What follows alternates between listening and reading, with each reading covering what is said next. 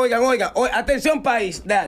El gobierno de Luis Abinader invitó al primer ministro de Haití a participar en el acto de juramentación de este viernes 16 de agosto. El gobierno haitiano dijo que no asistirán. Que no asistirán. Porque el gobierno dominicano le cerró el espacio aéreo a Haití. Le dijo, nada que venga de Haití puede aterrizar en ningún aeropuerto dominicano. Entonces, es una realidad. Si tú me declaras una guerra tan abierta y cometes ciertas improperios como vecino, ¿por qué yo tengo que ir a tu acto de juramentación?